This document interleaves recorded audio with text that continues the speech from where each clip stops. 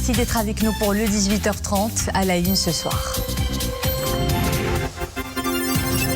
Son Altesse royale, la princesse Lalla Khadija, souffle sa 15e bougie. Un heureux anniversaire célébré par la famille royale et le peuple marocain dans l'attachement indéfectible et profond du peuple au glorieux trône à Alaouite.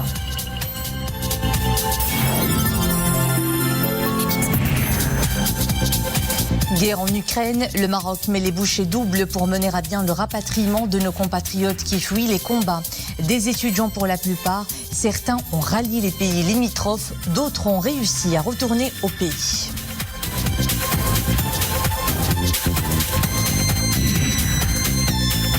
Une nouvelle adresse d'art plastique élit domicile à Casablanca, Arts World. Son baptême de vernissage met en avant les créations d'un collectif de jeunes artistes animés par une certaine quête identitaire.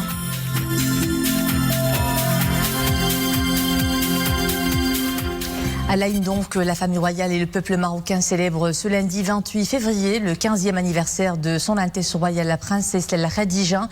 Un heureux événement qui reflète l'attachement indéfectible et profond du peuple marocain au glorieux trône à Alaouite. Omaïma Ramli.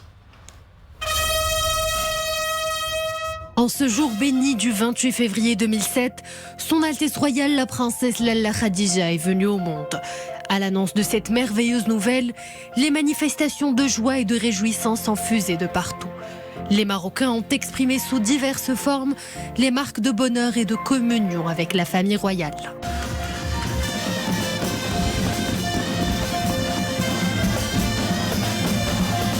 Septembre 2011, à l'école princière au Palais Royal à Rabat, l'ouverture de la première rentrée scolaire pour son Altesse royale la princesse Lalla Khadija.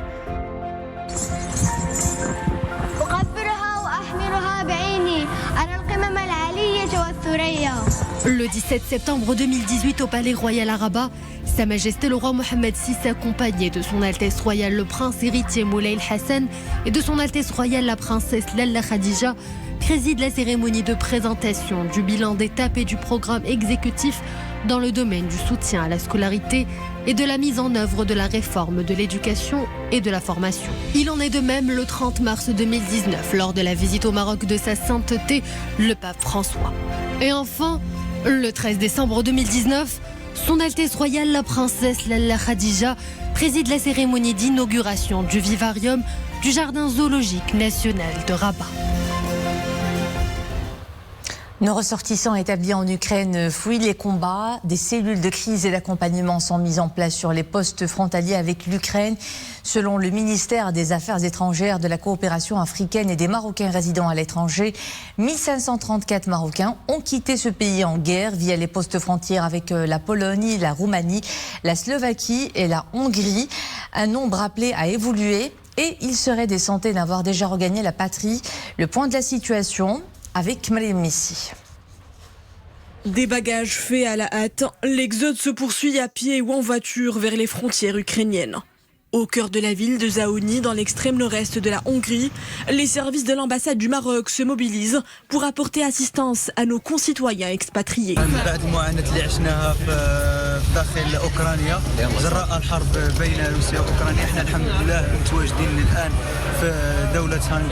Notre arrivée sur le sol hongrois met fin à des jours de souffrance. Aussitôt arrivés à Zaoni, nous avons été accueillis et pris en charge par les services de l'ambassade marocaine. On nous a prêté main forte. J'attends impatiemment mon départ pour le Maroc. Médica, ce poste frontalier est à son tour devenu l'un des principaux points de traversée entre l'Ukraine et la Pologne. Une marée de réfugiés y afflue depuis 5 jours. Parmi eux, 120 Marocains ont pu rallier le côté polonais. Une cellule de soutien déployée par les services diplomatiques du Maroc en Pologne était à leur accueil. Nous nous portons bien. Les services de l'ambassade dépêchés sur les lieux nous facilitent les transits. J'espère pouvoir bientôt rentrer chez moi.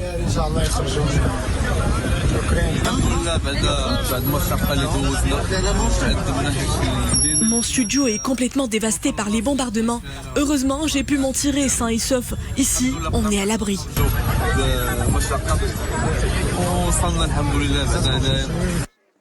Jusqu'à présent, plus de 300 Marocains ont pu franchir la zone frontalière sud avec la Slovaquie.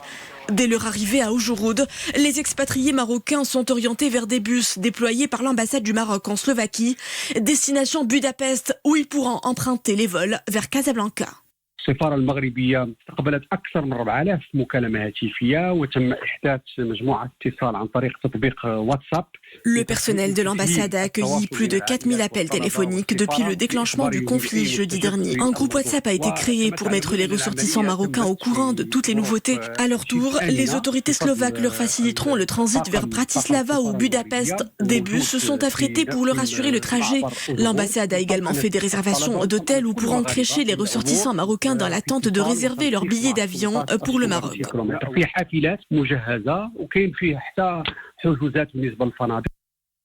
Le transporteur national fixe à 750 dirhams le tarif des vols réservés aux Marocains établis en Ukraine et aux membres de leur famille. Les 3 vols seront opérés après-demain, mercredi 2 mars, au départ de Bucarest, Budapest et Varsovie, à destination de Casablanca. Pour les Marocains encore présents sur le territoire ukrainien, les membres de l'ambassade du Maroc à Kiev ont été déployés dans la ville de Lviv. Et pour désamorcer le conflit, un rendez-vous diplomatique important a débuté en fin de matinée. Des émissaires ukrainiens et russes ont entamé des pourparlers en Biélorussie. Le ministre ukrainien de la Défense a pris place à la table des négociations. Le président ukrainien Volodymyr Zelensky ne semble pas optimiste quant à l'issue de ces pourparlers. Sur le terrain, les combats se poursuivent après une nuit dure. Les bombardements font toujours rage. Des explosions ont été entendues ce matin à Kiev et dans la ville de Kharkiv au nord-est.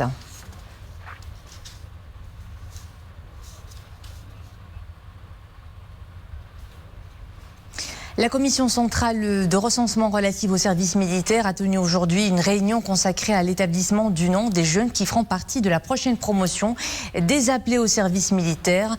Réunion tenue conformément aux hautes instructions de Sa Majesté le roi Mohammed VI, chef suprême, chef d'état-major général des forces armées royales. Le nombre de jeunes ayant achevé les procédures de recensement relatifs au service militaire au titre de l'année 2022, qui a pris fin le 10 février, s'est établi à 178 166, 16% sont de sexe féminin. Les chiffres du Covid-19 continuent sur une nette amélioration. Toutes les régions du royaume sont passées au niveau vert où la transmission du virus est faible. Durant les dernières 24 heures, 83 nouveaux cas et 10 nouveaux décès ont été recensés. Les cas sévères ou critiques ont atteint 25 lors des dernières 24 heures, portant leur total à 204. Et pour ce qui est de la vaccination, le nombre de primo-vaccinés a atteint 24 748 579 personnes. Celui des personnes ayant reçu 2 doses s'élève à plus de 23 199 000 et sont 5 740 728 personnes à avoir reçu la dose de rappel. Il est temps à présent de retrouver le journal des sports du lundi et c'est avec Boubkar Ben Ghbrit.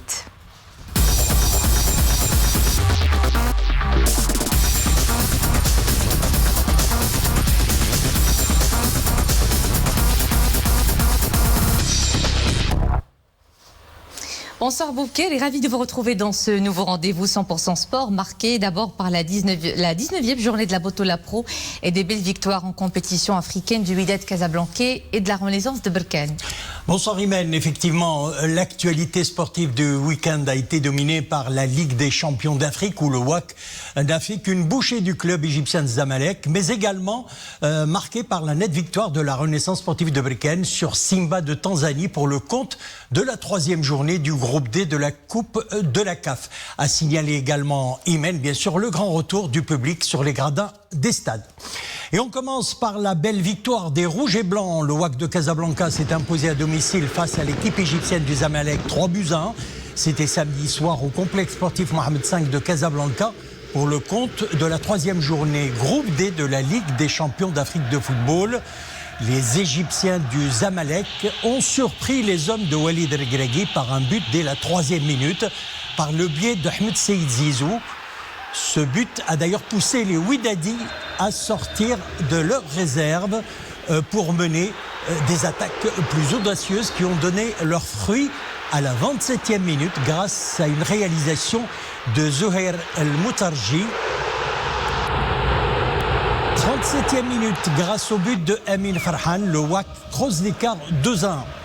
Yahya Jebran a douché les espoirs du Zamalek de revenir au score avec une troisième réalisation à 2 minutes de la fin du temps réglementaire, c'est-à-dire à la 88e minute.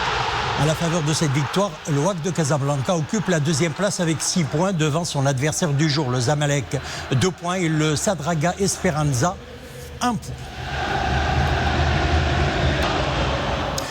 Autre belle victoire Imen, c'est celle de la Renaissance sportive de Berkane face au Simba de Tanzanie pour le compte de la 3e journée du groupe D de la Coupe de la CAF. Adamamba a ouvert la marque pour les Berkani à la 32e minute avant que son coéquipier Sharqi El-Bahri ne creuse l'écart à la 41e minute.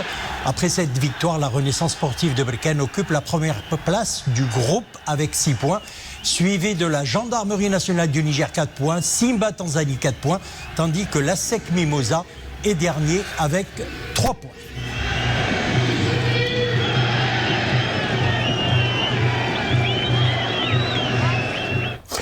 Foot toujours, on a joué ce week-end pour le compte de la 19e journée de la Botola Pro D1. Eh bien, l'Olympique de Safi très rapidement a battu le FUS de Rabat 2-1. Le Chabad Mohamedia a écrasé le Rapid Ouazzam 4-1. Maghreb de Fès, Mouloudia Doujda 1-0 pour les Fassi. Olympique de Khriga Jeunesse Sportive Selmi 0-0. Et puis l'Aïsfar a battu le Difal Hassini Del Jadida 3-1. Et l'Olympique de Khriga et le Shabab Riyadi Selmi n'ont pu se départager 0 partout.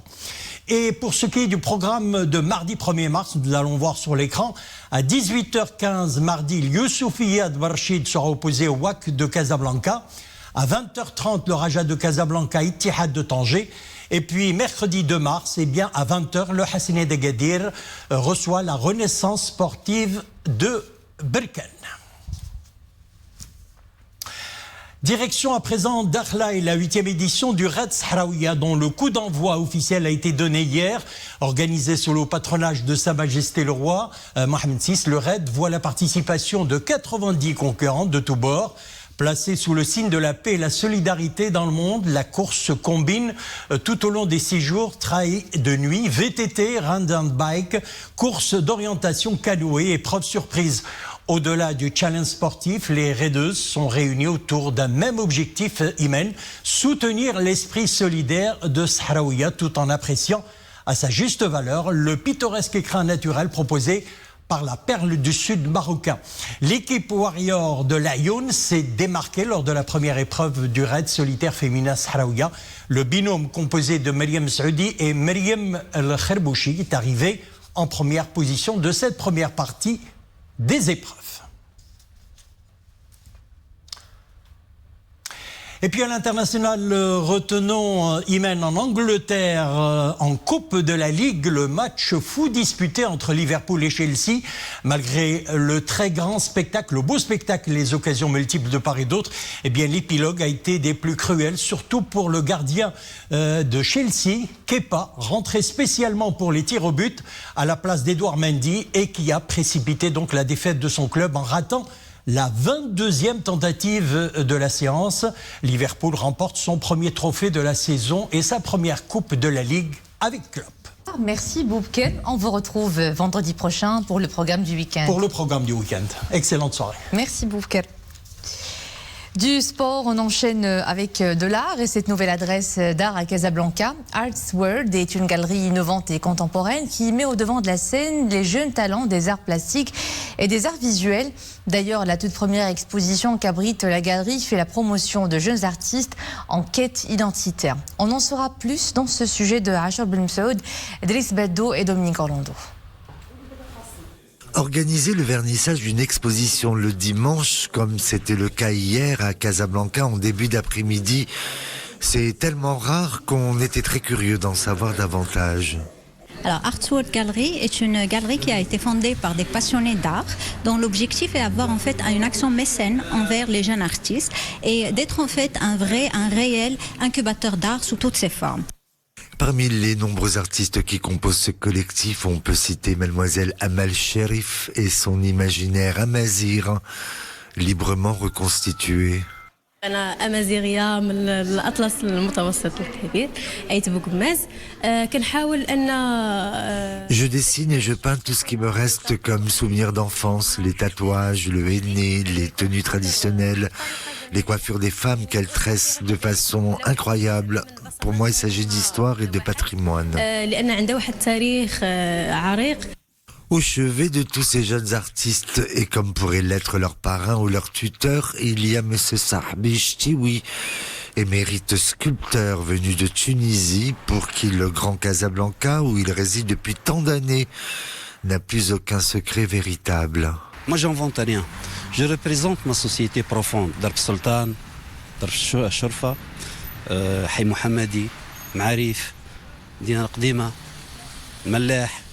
Je prends un thé avec le gardien et puis j'observe Madame qui va ou qui revient du hammam, Monsieur sur sa charrette qui vend des pois chiches.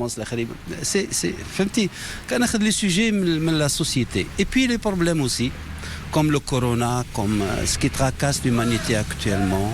Mais j'essaie de représenter quelque part des sentiments de nos peuples maghrébins et les rêves de nos peuples maghrébins. Autant dire que M. Chtiwi résume à lui seul la vocation très panoramique de ce nouveau lieu de rencontre artistique qui compte maintenir sa singularité en poursuivant les inaugurations de toutes ses prochaines expositions le dimanche et uniquement le dimanche. Et c'était le mot de fin de cette édition. Merci à vous de nous suivre. L'info est de retour à 20h30 avec Marie Melofir. Au plaisir de vous retrouver demain. Bonne soirée.